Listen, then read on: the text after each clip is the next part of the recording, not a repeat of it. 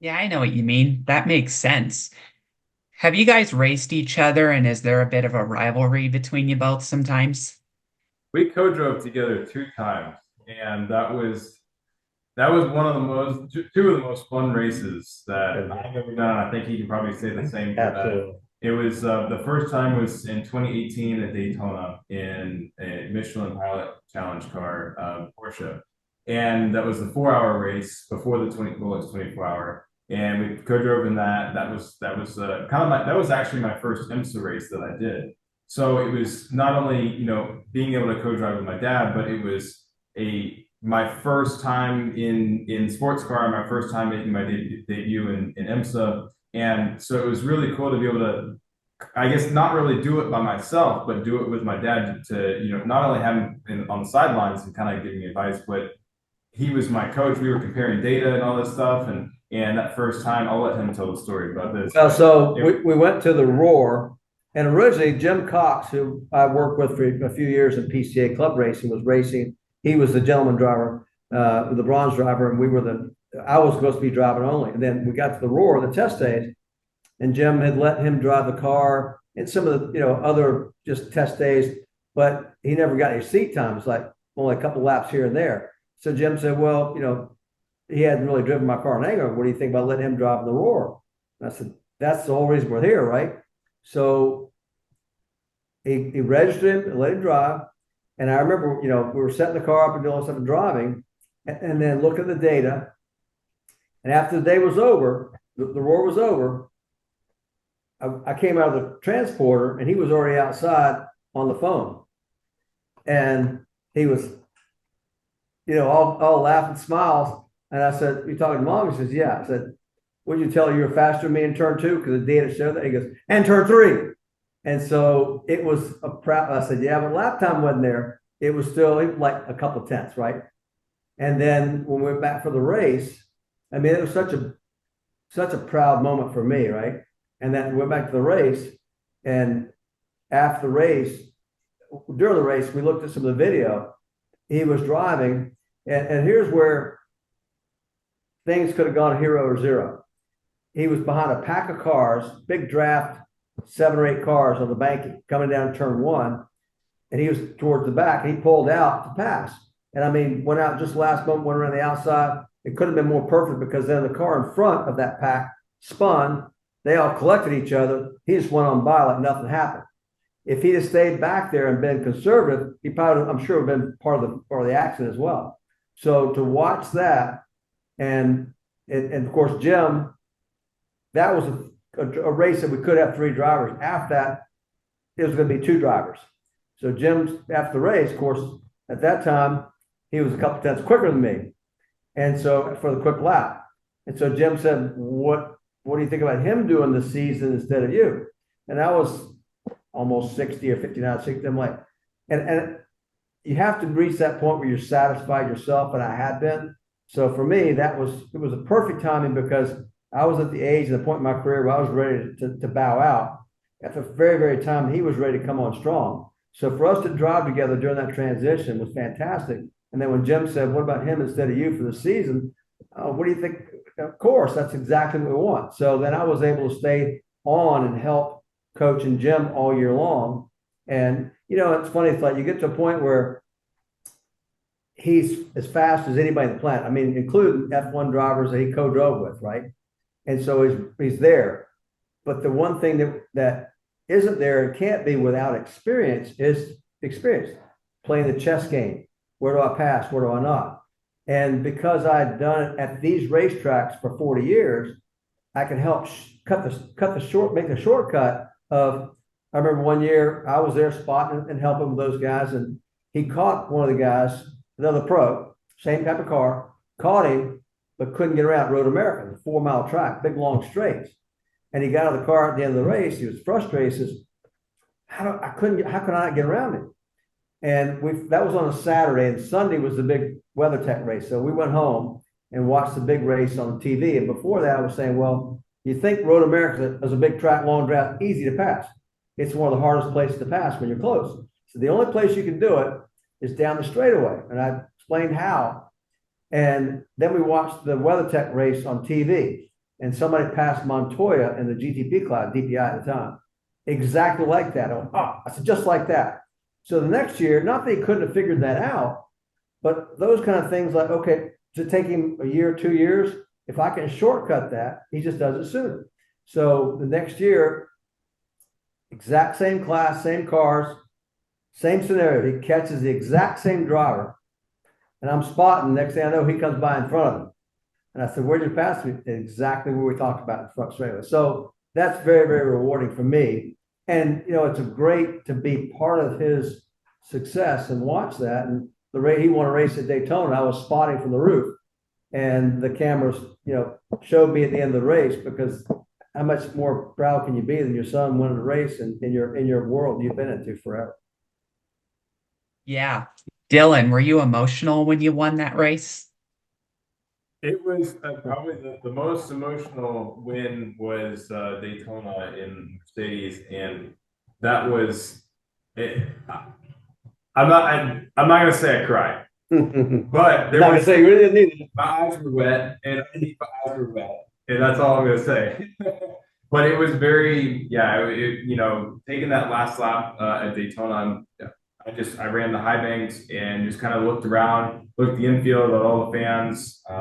It was really cool. It was really cool because it was like, I always wanted to win at Daytona, and then it was kind of like I still didn't really believe it in a way. It took me a couple days to really absorb like what actually happened.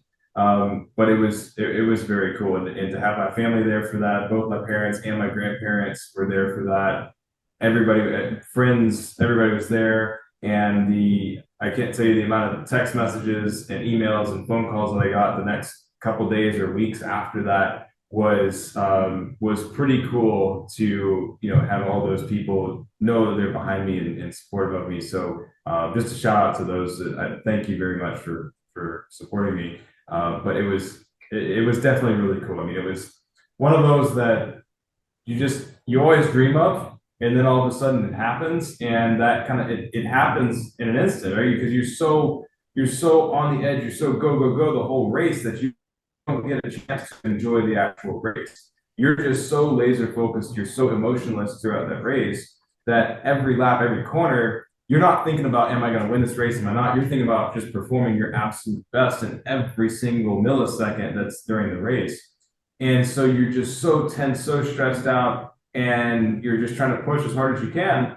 And then all of a sudden you see that checkered flag waving, and you look in your mirrors, and you're like, oh, I'm first. And that means I just won. Wait, where am I at? I'm at Daytona. I just won Daytona. And then you start to kind of put all that together, and then your in laps kind of like just absorbing what happened and understanding, and then and being just so grateful for that opportunity. And I mean, the guys at Riley Motorsports for that race, I mean, they did a fantastic job. I mean, that race was really it was won a lot on pit strategy. I remember we had a lead for a while, but it was kind of a very close lead, and it was just really like pushing really hard. And then the last pit stop of the race, I think we gained 4 or 5 seconds on second place in just that pit stop. So it gave me a bit of extra comfort zone to not have to be quite so much on a nice edge all the way through to the finish. So a lot of that win, I mean, it was equal wins for everybody at Riley Motorsports. I mean, everybody just did an absolutely phenomenal job. Strategy, tire changing, all that stuff.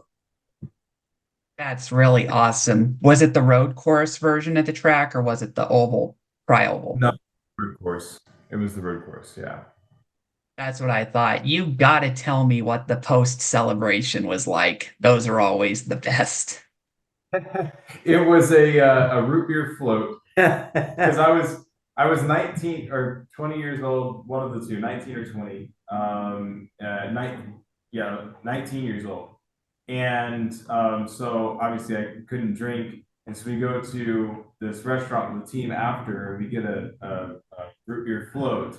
And our engineer, Matt Menarowitz, he ended up getting a root beer float with Jack Daniels in it. And the bartender, I think, actually messed up and gave me that one, and he got the virgin root beer float.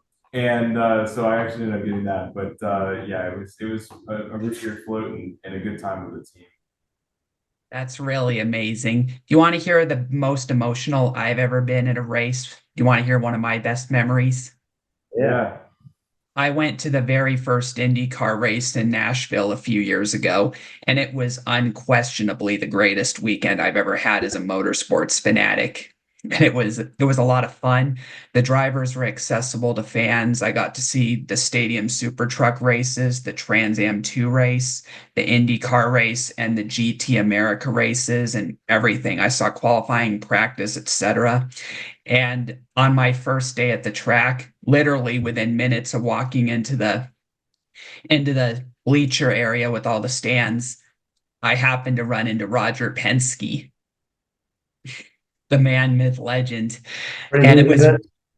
and that's like the biggest name you can meet in racing. I remember I was talking with a friend in an empty field, telling her about the history of motorsports at this track and all that, and just IndyCar in general. And the next thing I remember, I was on the ground and after being slightly hit by something, and I it was a golf cart, and I remember what be standing up and seeing it was Penske, and I was like, Oh, oh, "Cow, you Penske!" And gotta I run over just Penske. yeah, and he looked very concerned for me, obviously, but when I saw it was him, I was like, no problem, man, no problem, but can I have a picture? He is remarkable. We just saw him at Daytona, actually the day before he won the race, the 24 hour. Mhm. And he walked across. I was standing in the garages and I was coming in talking to a fan friend. And Roger walked out by himself from the garage areas, through the garage area, walking towards the motorhomes. And as he's walking by himself, no entourage, people are coming up, hey, Mr. Penske, and shake. He stopped, shook everybody's hand, took pictures with everyone, took his time, walked out and walking out of the paddock or the garage, the gate guard right there. He walks up to him, goes over to him, shakes his hand, says hello. There's a guy that, you know, has no reason to be that overly nice. He's got what he needs, but I've always been impressed with people like that that have a reason to have an ego and don't. And Mhm. just, I mean, I've seen him a few times do that. And it's just amazing. Yeah, he's a class act. He's one of my inspirations. In fact, I first saw Penske on television when I was like 5 years old because my grandfather was a huge motorsports fanatic. And I first saw him on television, I think, when Jill DeFerrin won the Indy 500. And then years later I remember he ran into me and I got that picture with him, and afterwards I was thinking, holy cow, because when it comes to Indy cars and Indy 500, it seems like he's always either winning it or being in contention, and so I'm just like, man, this is like, how can I top this on this weekend? Like, I just remember thinking, should I just leave and call it a weekend, because how can I top that?